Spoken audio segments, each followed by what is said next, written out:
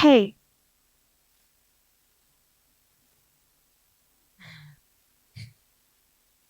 so we would love to.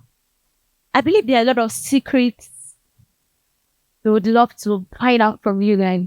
Like, I know you can sit there. They're like, how? How are they doing this? Who did the chant? Is good. So now, like, you've told us a little about your journey, how your journey began. Yo, what happened? How did you get to where you are today? I'd like to start with Miss Amanda. I just really love asking. I love how you look at everything. So yes, we'd like to. All right.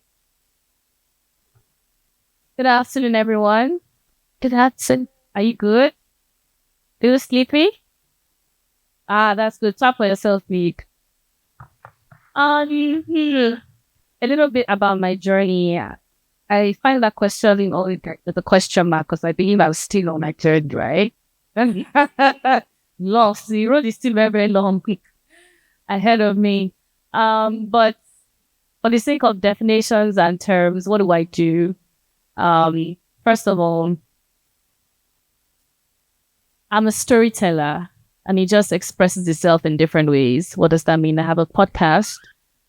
Before I had a podcast, I worked in TV for 10 years. I worked in I worked in TVC, I worked in Ebony Life, I worked in Rave TV, and then I resigned 4 years ago to be on my own, to host red carpets. I used to do a lot of red carpets. I still do anyways. Red carpets, event hosting. And then somewhere along the line, I opened up a spa. I also run a spa as well. And I have a very business side to me too. So I also run a restaurant as well, somewhere in the Ikeja. So I think that's a summary about me. Don't be surprised in next 2 years I'll say something else has been added. I like to tell people that I can become a pilot tomorrow. I'm telling you, I don't believe that boundaries exist. I believe it's all in your head, depending on how determined and how motivated you are. Hence why I said that the journey is still plenty ahead, more ahead of me than more behind me. Well, just to summarize, so I don't bore you guys, that's about it. Okay, let's have you, Mr. Shino Arugo Daddy. Thank you very much, man. Oh, Thank you very much. Good afternoon, everyone. My name is Shina Arugundade, and it's a privilege to be here. Thanks to Mayowa and Mo for this opportunity. In terms of how I got here, honestly, explaining it is not hard, but I think I'm a man helped by God, right? My own journey, my journey to business started fully in 2021. So today I run a company called Maitura, which is a health tech company. Basically, we provide tools for healthcare people. We provide tools for people, and recently we started giving health credits. So when you get sick and you go to the hospital, you can't afford to get taken care of. We pay for you to the hospital up front. You get treated, and you can pay us back spread over a period. But how did I get here? I'm going to summarize because it's a very long story. So myself, Mayowa, and Elgee seated here. We share a mentor. He's a pastor, a businessman, and an amazing father around. So in 2021, he does this thing where for his mentees, back then you have a boot camp where you go pray. So over 3 days, Friday to Sunday, we went to pray a redemption camp. Back then, I was a banker. I was in banking. I was working as a credit analyst, doing well in banking anyway. And at the end of that 3 days, basically, I received the word to go start building business. Mind you, before then, I tried business, but I didn't know what it could be. But But going into it, long story was a very tough period. Like the story is not something I can say. There was my family did not want it. My immediate friends did not want it, but I was convinced that this is what God will have me do at this time. When I was younger, I'd heard about purpose, like find your purpose and all that. And I think I used to believe, oh no, you can't like because back then in the university, you are told find your purpose so you can live out your purpose. And it was like, yeah, I can't find any purpose. I've tried and tried and tried. It was not clear. But I think that plain things clarified. I was convinced. So in spite of all the challenges that came, I was convinced this is what God will have me do with my life. And yeah, 2021 to date, so many has happened. Before even my tour, I co-founded a fintech or trade lender where we give loans to SMEs to buy inventories. I'd worked with I'd worked with a lot of people, but in summary, I'm a man helped by God, and made in here is just by this of God. Thank you. Well, I'm a man helped by God. Really, when helped by God. Over to you, sir. Have you interacted? No. Are there any youths that are uprising in the house this morning or this afternoon? First of all, I would like to thank Mayowa and the Sean team for this amazing platform and also giving me the opportunity to speak. And I also like to acknowledge the presence of my lovely wife. She just came in to support me. Please, can I always clap for her? The journey will not be complete if I don't even acknowledge her. But when I talk about my own life journey, I think we share something in common. I started off like everyone. When you're fresh out of school, you get a job, work in the bank. But after 4 years in banking, I realized that there's probably more to life. And then I think I'd like to borrow something that Ali Baba had mentioned. So you have to put God first. So I went to God, and at that point, I realized that my source is not my job. God is my source. And if I listen and I follow his leading, he would direct me to my purpose. So I was seeking God, and the Bible says in Jeremiah 29:13, you seek for me and you will find me when you search for me with all of your hearts. And in finding him, I found purpose. And I quit my job, and then I pivoted from banking to recruitment and executive search. So at that point in time, I started off working with a company called Jobberman. So many of you have known Jobberman over time. That was the initial platform. And then eventually I had to leave Jobberman. But currently, what I do, I currently lead an organization that has a presence in about 54 countries. So I represent the company in Nigeria and also in West Africa. We have over 300 people on payroll. And I would say that God has helped us. My job and my role basically is to help young people, help senior executives as well, find purpose and also put them in organizations where they can be the best versions of themselves.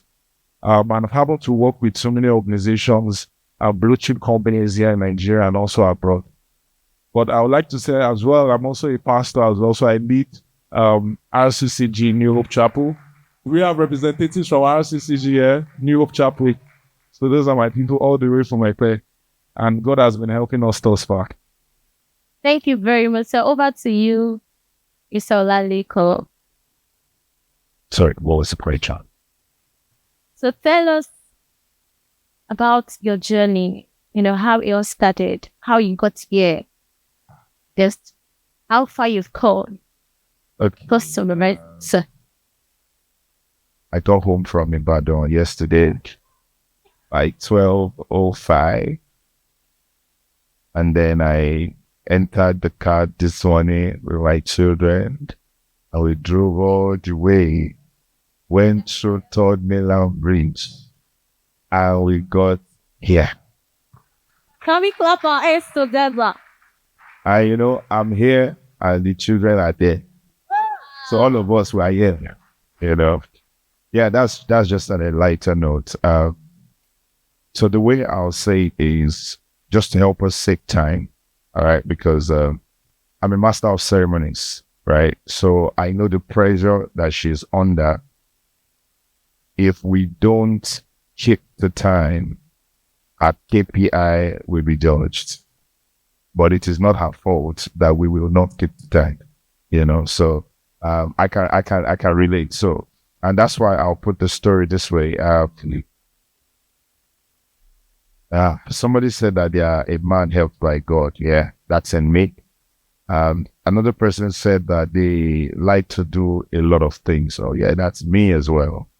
And I think I had two people saying they were bankers and they quit and they are now doing something else. I was never a banker, but you know the truth of the matter. Same bankers quit proved to me that I made the right decision never to go into banking. So when the reason why I'm putting it this way is just to yeah, my son, I can see you two upstairs.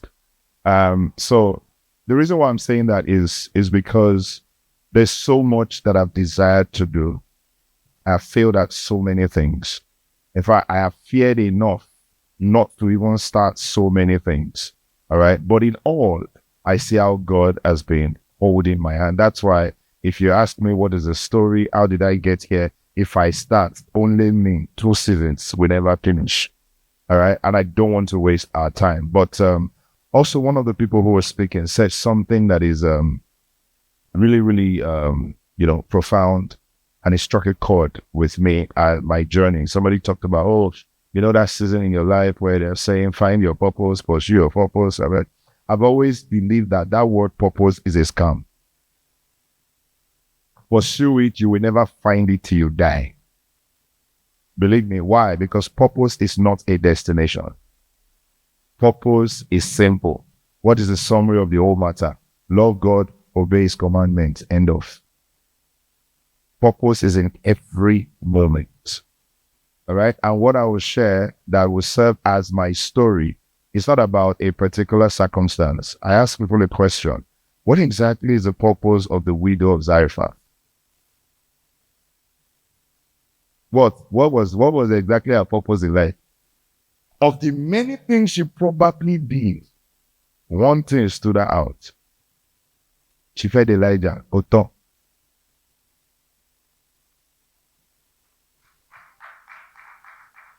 I don't know if you understand what I'm saying. She fed Elijah, Oton. I hope you know that the actual purpose of her husband was to give her a son and die. Do you know the man any other way apart from, in fact, they call the woman a widow. It means the death of her husband had more purpose in her own destiny than the life of the man. No, talk to me now. I could lie for you. You're not gonna lie. And the girl in the Bible, the slave that told Naaman that there's a prophet in Israel. I hope you know that our family members were not happy when she went into slavery. When she went into captivity, she was on her journey into purpose. The only thing that was mentioned about her was that she was a slave. Oga had leprosy. Oga was looking for help. He was not SE to Oga that had solution. He was a slave. That slave was put there for a purpose. If somebody told her when she was growing up, your purpose in life is when you are a slave, thunder. Do you understand what I'm saying? Some of you had an opportunity to fulfill purpose this morning, but you were in disobedience to God. You failed in that purpose. Mercy has kept you. That opportunity will come again. That's my life. You understand? And if it is about what I do, which is what I know, gatherings like this, that's what we like to hear. All right. I'm a master of ceremonies. All right. I know just enough about so many things. All right. Which is the edge of my job. So I've been in rooms where they're discussing fiscal policy. And I'm like, Iska, what's the meaning? Policy, what's the meaning? But every time I leave the room, because I approach everything I do with a desire to learn, all right, I feel like the next degree I'm getting is either bachelor's or a diploma, all right, because I learn a lot from people. I've learned a lot from this man, Mr. Sean, and I keep looking at him like, yo, dude, why exactly do you do what you do? What's the need for you? I heard him preaching today. I say, okay, now I see some reason. I will still ask him again because I'm not satisfied. So that's just who I am. Yeah, thank you very much. Can we give him a round of applause? You know, it just feels like we should keep going and going, but we have to move to the next.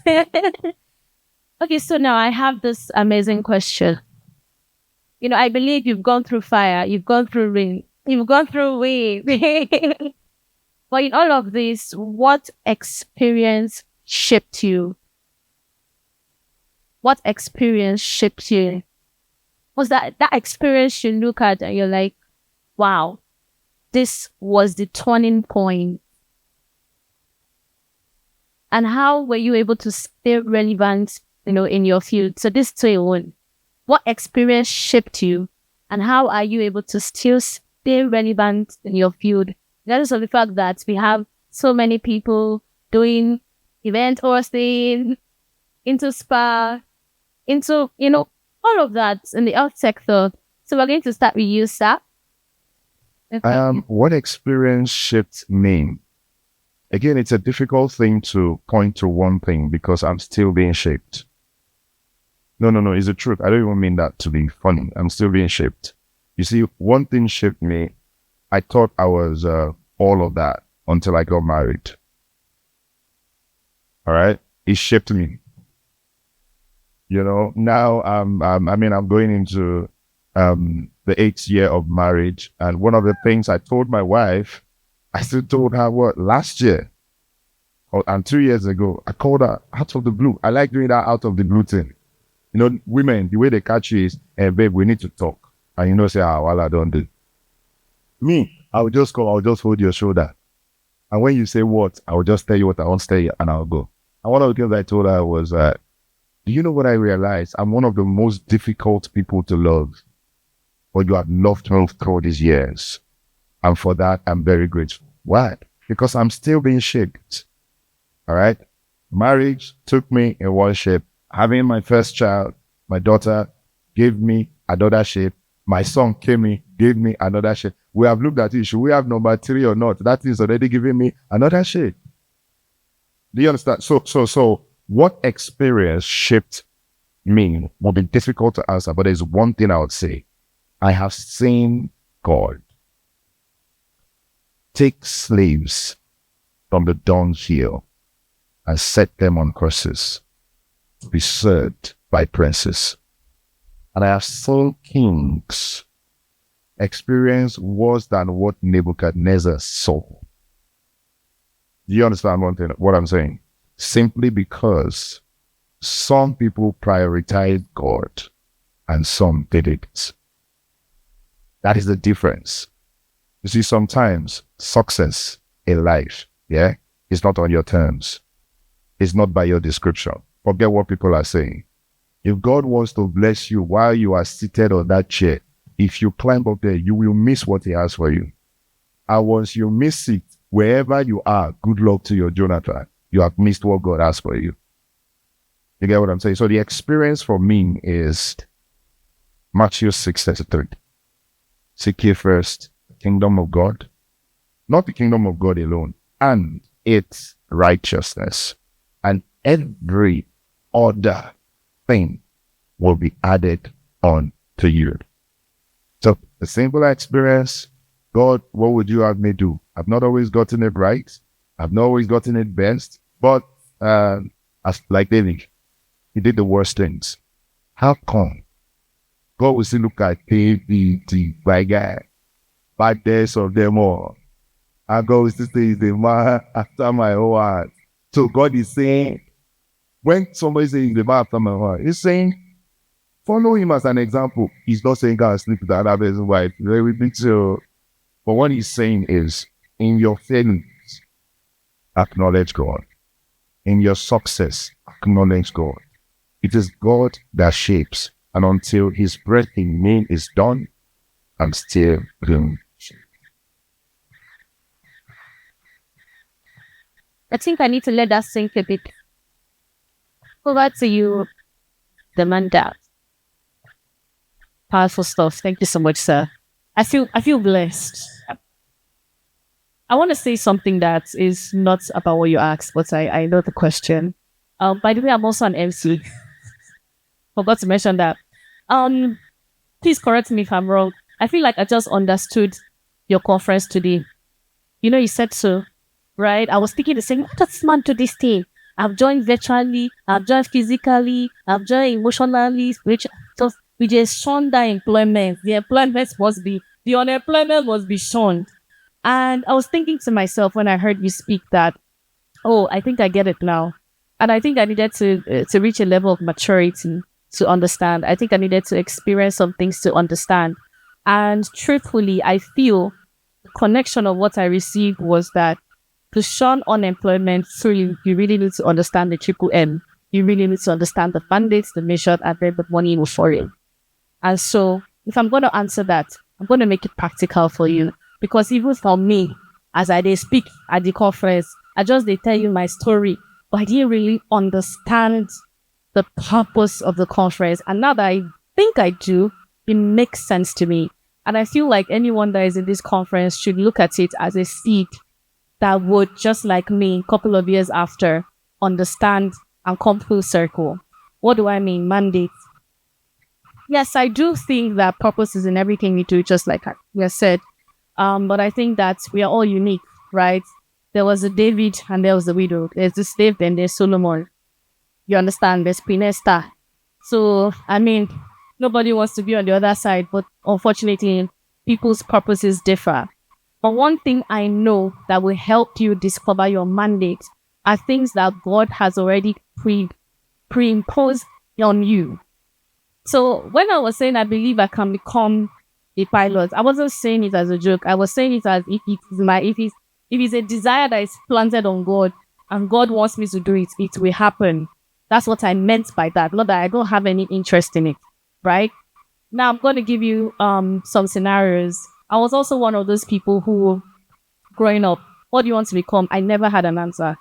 I never wanted to be a doctor, lawyer, musician, nothing. Just like I said, I don't want to do anything for this thing. I just say, yeah, I want to start day. And so, growing up, I had a system, a computer, and I don't know, my dad is an engineer and an IT freak, correct? And so he'd be like, it's like, you like this computer? I said, I think so. He said, you should study computer. I think I will. That's the only reason why I studied computer information system. Just to show you that, indeed, a lack of clarity exists. A lot of people are going to go through university and they're just studying whatever they think is nice, or whatever the society thinks is, oh, now AI is reigning. Everybody's like, artificial intelligence. You shall not do AI if you don't have tech skills now. It's true. You need to know about AI, but if it's not your line or it's not your purpose to be a software developer, to be from an oil company or whatever it is that is really not your purpose. But one thing stuck to me, even when I was still in school, people will share. So this podcast thing is not new. I remember being in an Uber. I think I was like 18 years old. And the guy is driving me home and he says, I just want to commit suicide. So, Oga, can you just take me to my house first? Then you can deal with your life problem. Because where is this one coming from? I was very confused. I say, it is well with, what am I supposed to say? It's well with you. So God will do it. I had no clue what to say. Anyways, that kept happening to me. People just come to me and share very personal, very deep. I say, maybe I look like a listener. I didn't really understand it. So I started asking people, do people just tell you stuff? And I know. I'm like, eh. But it didn't make sense to me at the time. So now I'm finishing school. I hadn't even finished yet. I was waiting for graduation. I go do my hair. I'm just trying to show you how I'm trying to build a connection for you. Because like I said, I understood connection. And I'm trying to build a connection with the triple M's in my life. And so I'm opposite a TV station, Rave TV at the time. The director comes out, says, "Oh, you look good on TV." Me? All I studied is computer. That's all I know how to do. I know how to code. I know how to build websites. I don't know anything about TV. But it sparked an interest in me that I never had before. Remember, I never wanted to be a doctor. I never wanted to be a lawyer. I didn't know what I wanted to be. But this seemed interesting. Anyways, I go there and I'm going to tell you this part of the story. It's not going to bless you. It's going to teach you something. Because most times people talk about the success, or they don't talk about how many times they failed. The first time I was supposed to do a segment, it was a 4-minute segment. It was called Why Hide. I'll never forget in my life. Doesn't exist anymore. What the segment about? Hype somebody that is doing well. Talk about them for 5 minutes. That segment, ladies and gentlemen, 5 minutes. I did it for the whole day. I will forget my name. I'll forget what the segment is called. What are we even doing the segment? I don't remember. So me and the camera. Hello, my name is my name is Amanda, and this is the one type segment. So let's start again. Let's start again. That was my beginning. That was my journey. So when people see me on stages and I'm very comfortable and all of that, they're like, "Oh, this must be inborn. You must have just had this talent in you." Nah, I don't get any talent in me. In fact, I think the producer at some point said, "What's happening here?" It was so like, you know. So now let's fast forward from that story. I finished that. I served. Someone kept pushing me, a colleague of mine, to apply for Ebony Life. Applied for Ebony Life. Wasn't the easiest move. I don't want to go into it. I got the job. From Ebony Life, I sure had not even finished. CBC was calling her. You see what I mean? It looked like smooth sailing, right? And then now I'm in TVC and I'm a big dreamer. In as much as I didn't know what I wanted, I knew that I liked soft life. Soft life is always calling my name. So I don't want to be broke.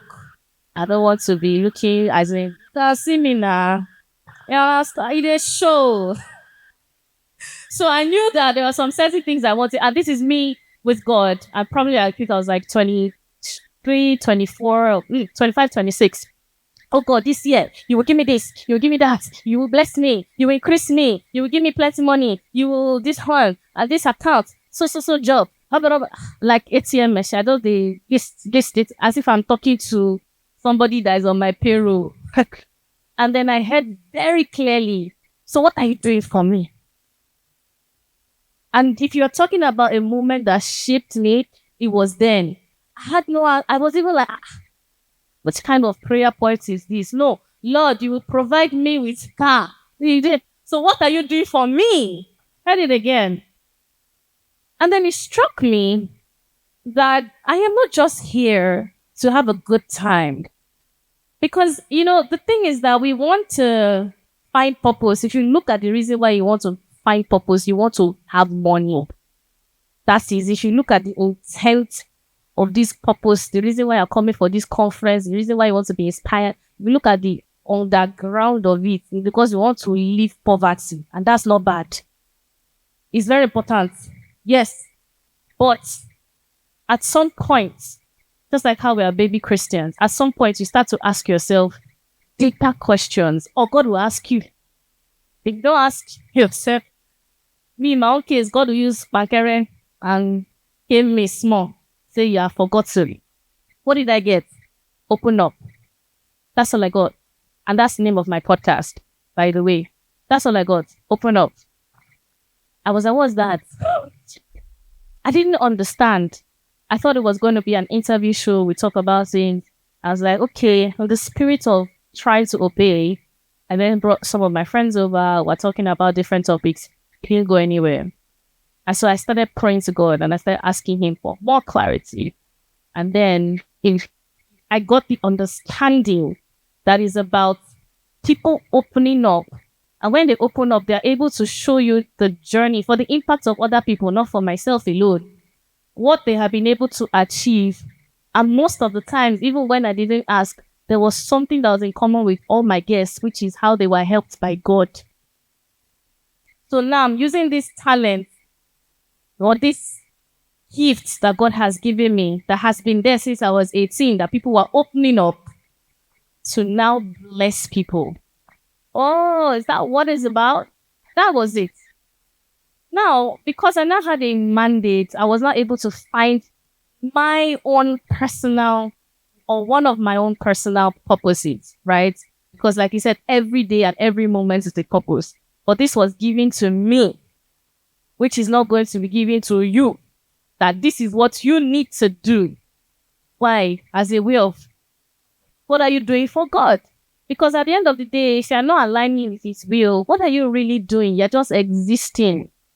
You're just waking up, breathing, moving, looking for food, eating the food, sleeping, waking up again.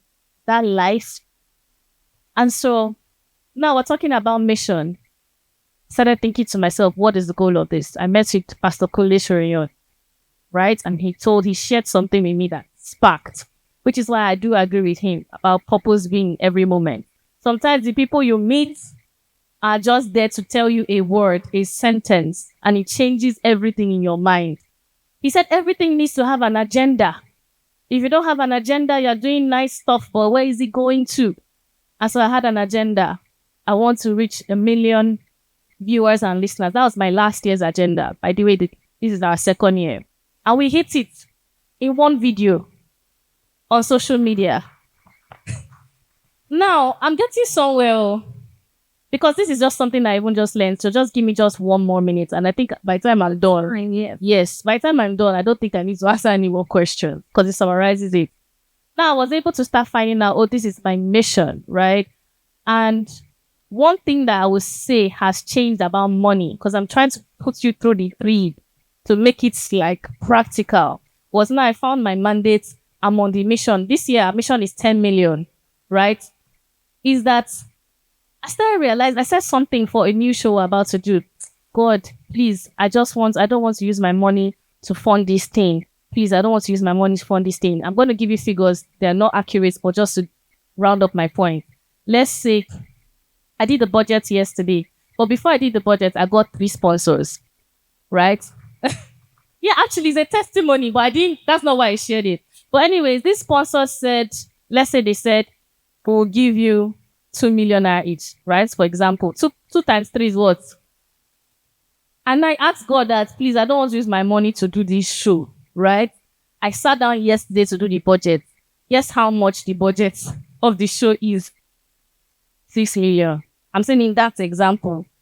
And I told my husband, I said, I need to be asking God for more things here. I should have asked him for extra than is needed.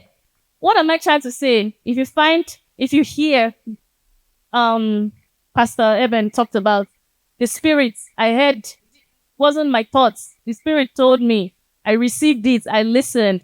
It helped me have a mandate. A mission was attached to it, and then money came. That's it. And you see the connection. Yeah, over to you, sir. Sir, before you come up, please, I would like to state that we do not have full time. Yes, we're running out of time. So we have less than 10 minutes to do. Yeah, Thank you, sir. I don't have to even go after that. but I would just and also to answer you right, is that to also point the specific things that changed or that that shifted things for me. Because how do you explain this? I have moved through careers. I'd worked in the army. I served as a soldier at a very young age. I studied electrical electronics engineering for my undergraduate studies. I worked in finance. I built a startup. Now I'm in healthcare. So how do I point, I'd moved through so many things that it's so difficult to point, okay, like what is it? And that's why at the end of the day, like it's easy to just refer everything that. And today, looking back, everything has a purpose. Everything that I've gone through, everything that has happened to me, I was born a Muslim. I grew up in a Muslim household. My dad died a Muslim. I became a Christian, and I became a Christian in a military school. So how do you explain some of these things that happen, if not divine providence, divine alignment in some ways. And I think, but beyond all this, outside of all these, two things that I think have taken to me. One, someone told me something a long time ago. Interestingly, I can't remember the person. I can't remember the name. I remember the face. I remember the man's face because I met him by chance. And he said that you need to do things now that you have strength because the time will come where you probably not have that strength. And this goes to, Jesus saying, I'll do the work of my Father while it is day, but night come. At this age, while we are young, while we have strength to move around, there is so much you can do. There will come a time where you can't do much. I was giving an example. Last year, October to December of last year, October to December, 3 months, I traveled to 8 countries and I had layovers. By the time I got back in December, I think I came back to Nigeria December 17 or 16. I felt I was going to die. In short, I was convinced I was going to die because my body rejected me, my systems rejected me, the layovers, the continuous movements, moving into hotels, having meetings. Now imagine I was at a certain age. I probably will not be able to do all that. But while you are young, while you can move around, wake up in the morning, decide you are going out, you have that strength, you need to take those risks. You need to make those moves. You need to go beyond your strength. What Mr. Sean, everybody has referred to, like, it's amazing. But at certain time, at certain point, you'll be looking to hand it over, But why you have that strength, why you can take that risk, why you can, I tell people today, as you also grow older and you have certain experiences, there are things you can't do. Last year we employed some business development managers, young chaps, and they come back and they tell me they spoke to this person and the person is willing to work with us. And in my mind, I'm like, look at the confidence this person has. Normally, some of the people they speak to, I know these people. But if I were to approach these people, I start thinking of a way to approach them. Oh, I need to prepare this. I need to talk to them in this way or go through this person. But because they are young, they don't know all the details. It's confidence and they are willing to close in. These are things young age helps you to actually. And I think the second thing, which has also stayed into me, is that things take time. But things compound. If everything takes time, you might underestimate how long things will take, but honestly, you would almost give up before things start to work. But when things start to work, they compound very quickly that you are scared at how quickly you are moving. How quickly. But some of these things, and I fully explain it, no, I can. But there are things that have stayed with me and there are things that I can. Thank you very much. So let's have you, sir. Thank you. Wow, we have just 5 minutes, right? So I think I would just point out basic things that, for me, has helped shape me. For every young person here, when I graduated from the university, I was looking for a job for I think about 2 years or so. And it occurred to me in the second year that if I'm unable to get a job, I must be active doing something. And I like to pick it from what my brother said at Matthew 6:33. Seek ye first the kingdom of God. I said I will not be idle at home. I must be doing something. So every day I will wear my clothes, wear my tie. I was dressed like I was going to work. And I showed up in church like this particular church. And I showed up every day like I was the staff of the church. And I was going on evangelism, talking to people about God, bringing them to church, adding to the church. And one day, this minister came here and he made a prophecy that somebody here was on it. And that was it. That same night, I got a job in an oil company. That was the beginning of the turning point of my life. But one of the things that I would say is this. That door was open, but it remained open because I was able to manage that relationship very well. I eventually moved from there into banking. But because I was effective, I was consistent, I showed up every day at work. My boss did not even want me to leave. At some point, I still left. I went to the next level of my life. That was in corporate banking in Guarantee Trust Bank. I did very well there. In 4 years, eventually I left again because I was left to leave. But the truth is that even in that short 4 years, I was able to make some very audacious moves. And I would like to say the second thing is that you have to be audacious as a young person. There's something they call, to my brother, management credit committee, where you have to face the board and present the credit. By the grace of God, I was able to present 2 credits for some of my corporate clients at the time, to the tune of around 28 billion or so.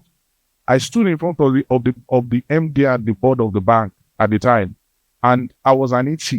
I was a trainee. And God helped me. I presented those credits excellently well, and they got approved. For me, mentally, I'd done everything I needed to do in banking at that point, because that's the peak of banking. From there, they can sack you if you don't do well. You know what? I was able to do it.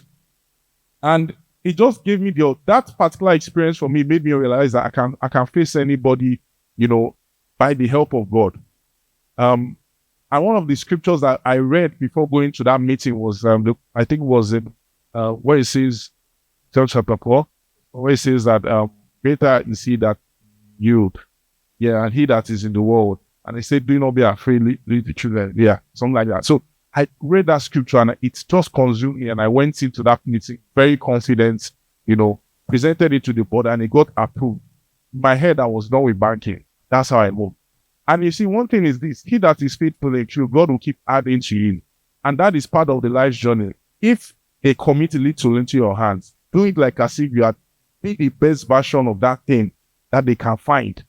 Just if they say, okay, your work, it be that every morning you arrange this space. Every morning when you show up to work, arrange it excellently well. If there's something you can do differently, practice it, see it, and do it differently. And the day that they see that this guy is doing different, they'll say, you know what, this area, well, let's give him this entire piece. That's how people conquer territories. You have to be excellent in what you do. Excellence is not a destination. Excellence is a continuous journey. We are still in the journey of being shaped in life. I think it's at this point I'm driven on my point. Thank you. Thank you very much, sir. Thank you. So now we're just going to give the audience chance to ask two questions. Just two.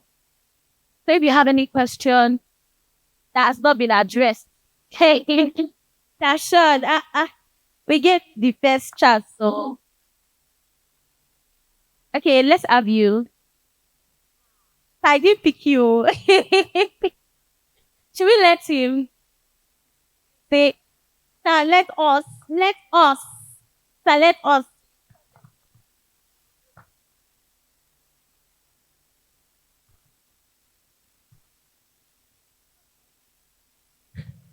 Okay, please can we put our hands together for the panelists?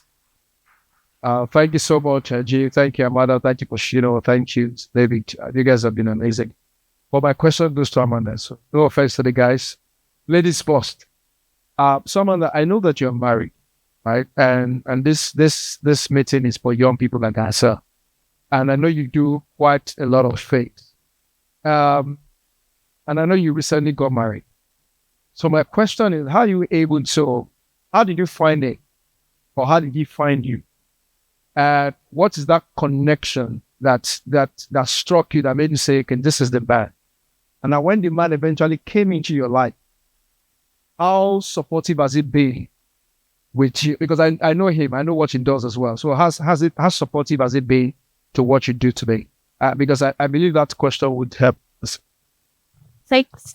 This one is looking like Afroko. I cannot be brief. That question like 5 in 1.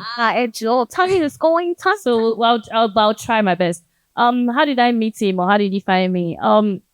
I think interestingly, I found him. I used to pitch for jobs at Eventbrite. I told you I used to be red carpets, right? And apparently, red carpet hosting job, they just do, and you just get a call. Host the event. Does not work like that. You pitch yourself, you prove yourself, you do lots of free work. Eventually, people start to recognize your efforts, blah, blah, blah. I digress. So I was using this website and I I will call the flyers, like events are happening maybe in the next 2-3 months. I'll call the RSVP numbers and I'll say, "Hi, my name is Amanda Dara. Do you have a host? And be your host too." And then I can do your red carpet hosting. Then like, oh, there's this company that's already handling it for us. Oh, really? May I know their name? CSI. Okay. Call the second person. Oh, da da da da da da da. We already have the company handling that for us. Oh, who is the company? CSI. Who are these people that are stealing my work? So apparently the event was called Women in Business. And it was, do you know Tomoa Sage? Yeah, he was the host. So CSI was handling the red carpets and events and photography and all of that. So I challenged the lady. I said, why is your MC a guy at a women in business conference? That's not right. You still need a co-host as a woman. I said, you have a point. Come on board. I went on board for 2 reasons. I was trying to get the job. The second thing is I was trying to figure out who is CSI and why they steal my work. And I got there and I was like, oh, who is CSI? And I saw a guy who was wearing 3-piece suits. Like, was wearing so many suits. Inner suits, outer suits, the suit on top. He can't wear hats on top again. I said, are you CSI? You say yes. Why is taking my job? So at that point in time, I was not looking at anything. I couldn't have told you at that time whether it was good looking, whether I was a God fearing man. Nah, I was just looking for money. Remember I said I like wealth, right? So I said, oh, let's strike a partnership. I know that you do the whole thing, right? You do the whole shenanigans, photography, red carpet, branding. I'll come in as your host. I'll give you a good rate. And we did like these 2 jobs in 1 year. If you do 52 jobs with someone in 1 year, you know what I mean? It means that you have a close relationship with that person. But all this while, honestly, it was just business. This guy's giving me money, right? Oh, we're doing work together. We work with each other. We partner with each other. And then one of our Egbons, I have worked for her. He introduced me to her. She owns a fintech company and he has worked with her. And she just said that she had a dream. And in the dream, she saw my husband. And she said I should come to our office. So I came. She was not like, so how do you like your man? I said, well, the skinny car, God fearing, a sprinkle of bad boy. Please. Cut that part. So after everything, she now said, but I think Toyosi is your husband. I said, no, Auntie me is my friend though. We work together. You do this one. We're just friends. Can you call? She told him the same thing. In fact, we called each other. We were laughing. Hey, see this are funny auntie. These old people say, what do they think? Yeah, we're married now. So you asked how did I know the point, right? The point was when so why did I start dating him? So she planted that seed, and then I think she planted the seed in both of us, and then he asked me out on a date, which I was even still laughing at him, like, my guy, one day dates me. But just like that. But we didn't actually eventually go on that date too. We went to church, right? Went for crossover service. And afterwards, it was too late for me to go home. So we're gisting all night. And he started talking a lot about his family and a lot about his family. And this guy's from a good home. See, he solved a lot of problems with a man from a good home or a woman from a good home is something you should really put at the top of your list. So he spoke so lovingly about his family, his siblings, their close relationship. I was like, hey, that thing you were asking me 3 months ago, do you want to revisit it? And so we started dating. And then, because like I told you, I'm that person, I just jump up and down, right? I just told you one day, I'm going to Dubai. I want to go and work there for 1 year. And he said, okay. And then not only did he say, okay, I mean, at this point in time, both parents are knowing each other. My mom-in-law, my mom, she's also my mom. She was like, go girl, go do it. It's unusual. This is not what they said about mom-in-laws. I thought they're supposed to be restricting my dream. She was really encouraging me. Please, can we adjust the mic? Thank you so much. And so I was in Dubai, and if you know me, I'm so sorry to that that child that is crying. Can we attend to the baby Tinga baby? Oh, okay. So just to round up because of time, how did I know the exact moments of why I was going to marry him? So we've been dating for like a year. By the way, we used to fight a lot too. We're two stubborn people, and he's from Ekiti. So you people know, I will tell him. I've experienced it firsthand. I will leave it like that. Anyways, so yeah, so we used to fight a lot, and I was like, God, if this thing is not for you, I bet remove it to Kini Kokin as I'm traveling like this. Let's just Kini. But he was so sweet, he was so supportive. I mean, he was sending flowers to me in the office, like everybody even knew who he was in the office. But that was not it too. What it was for me was that I was getting the opportunity of a lifetime to work in a 5-star hotel, to get accommodation and everything for free. To work in the marketing department. And I was coming late to work. And so they started complaining that, why am I always coming late to work? And I've been a late comer since I've known myself, right? I'm rounding up now. And so we have a 3 hours time difference, Dubai, Nigeria. So Nigeria is 3 hours behind. And because I was always getting late to work, he started putting an alarm for 3 a.m. Nigerian time so that he can wake me up for 6 a.m. Dubai time so that I will get to work on time. And then one day, it just occurred to me that, who does that? That's a husband. Yeah, so that was the moment that I was like that. And it's very important to look for people who are going to be on that journey with your support. And I think that it has only gotten better with time. I was still telling him I needed some money yesterday. He was still telling me yesterday I tried to look for the money to raise for me. He's extremely supportive. So I cannot relate to women who say they feel trapped, they feel caged at home. I am thriving, I'm glowing, I am reaching for the stars because I have a man that is secure in himself, rooted in God, and knows what it means to be the head. I rest my case. Thank you very much. You know, we have a lot of questions and we should take it. Please, sir, please, briefly.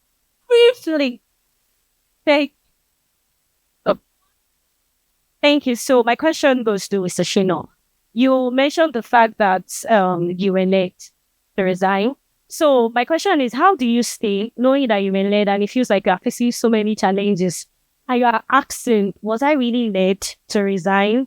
Because it's looking like you did not hear, but you actually believe you heard and you actually resigned and you're facing a lot of challenges. So what do you do? That's a deep question. I think conviction plays a major part. After I resigned for banking, so I resigned without even knowing what I was going to do. I left banking, not knowing what the next step was. Yeah, interestingly, I went to my around that period. So, you know, in banking, when you resign, you have 30 days. You have to give them a 30 days notice. A day to my final day, to my last day, was when my first co-founder reached out. Oh, Shina, I want to start a company. I was sure I was going to start a company, but I didn't know. Shina, I'd like to start a company. I'd like you on board. Since you're a credit analyst, the companies around lending to SMEs, come join us. So I was sure, okay, this is it. Well, after we started that company, for 8 months, I didn't receive a salary. No salary, no income, nothing. I had rents to pay. I needed to feed. I needed to buy clothes, but there was nothing. But I think what kept me going was that conviction. Mind you, there was a lot of, my parents were completely against it. Back then, when I resigned, because I now had someone also in banking that knew me, because I was working in the head office and all. The chief credit officer of the bank called me into his office. I was like, Shina, go and withdraw your resignation. If it's promotion you need, I'll get you promoted right now. And one way or the other, my mom was finding out some of these things. So there was a lot of pressure. But I think that conviction just helped me. And I'm going to get to a point. So for 8 months, nothing, no salary, no payments. And after about a year that we started my tour, that was trade lender back there. God answered our prayers in miraculous ways. We went on to raise a lot of money. I think we did an announcement where we raised about $620,000 total for trade lender. But that was not the end. We raised that money. We did that announcement in March. In April of 2023, I was in the US. We're on the streets. We had just finished a meeting. I was on the streets of Washington. We had done a meeting. An investor had promised, would invest in your seed round. And that evening, I heard the Holy Spirit clearly that your time in trade lender is up. You need to leave. But I was sure that I needed to leave trade lender. I told my co-founders, the Holy Spirit had led me again to leave, to go do something else. But this time, when I was leaving, my mom, who was a major deterrent, who didn't want me to leave banking, was our first investor. I told my mom, the Holy Spirit told me to leave trade lender and I was starting another company. She was the first person to give us money. Because now she had seen God work in a way and she now had belief. She was now convinced about it. But my point is, you need conviction into what you want to do for you to make those moves, because the journey will be hard. See, God telling you to do it does not mean it's going to be awesome, it is what you face situations, right? But be of good cheer and overcome the world, right? But my point is, at the end, that's person. My mom loves me, and you understand. But she needs that helps her faith also. And today, I'm sure if I tell her I want to do something else, she probably will support it. So your calling is not to you, and I think that those are things that it's not only it's to others, to a lot of people. Thank you very much. Thank you very much. Thank you. Thank you. I believe this was enlightening to every one of us. And I'm sorry we can't take so many questions. Time is not waiting. Thank you very much. So can we brush our feet, sir? Oh, sorry. I have a quick proposition to him. So don't worry. You are not the one taking time now. So ideally when we have a conference like this, I hate conference. You'll be surprised to hear that. I host a lot of them and I hate a lot of them. Do you know why? People attend, it's nice, you hear the stories, you get excited, and the moment you go out of that door, it is absolutely useless. And then they call another conference, you are excited, you are going again. So we are hearing a lot. We are constipated with information. We're not doing anything with it. We're not producing anything. So we are becoming heavier. And you see, the problem with information, when you receive it and you're not able to act on it, is you will have the weight of regret than the joy of fulfillment. Because when you see others who are taking actions, you realize that what they are doing is nothing new, because you have heard it before. But they did something you didn't. All right? Now, I don't know what each of us, because sometimes what you're saying, you see, I'm listening to you, he's listening to you. What I'm hearing is not what he's hearing. So our action from your one thing will be different. So this is what I want to challenge my brother for. Maybe crazy. I hate WhatsApp groups. I don't know why WhatsApp is coming in my head. I hate WhatsApp groups. I'm a pastor in RCC. And you know the way I use our WhatsApp group. Let's not go there. So maybe it's a WhatsApp group. Maybe it's some mailing list. Maybe it's, don't make it Instagram live. People are going to be distracted. All I want to say right now is, whatever question you have, if it is personal, right, he will come up with a platform, send it. If it is personal, he will reach out to any one of us or any one of the speakers. He would ask the question. They will give him a proper answer. He will share it with you, because believe me, the people you need, you may never meet them. Why? Because you don't know them. He may know some of them. Even though you don't meet them, they meet him, they share with him, he shares with you, you are blessed. Don't make this conference another of those regular. I don't go. Next edition, I go come again. No. So the questions that we don't have time to ask, I beg you. They are very, very important. But it's up to you how you want to make sure those questions come in, they get the answers, and they get the validation and the push to keep doing what they want to do. Thank you. Very much, sir. Please, let's have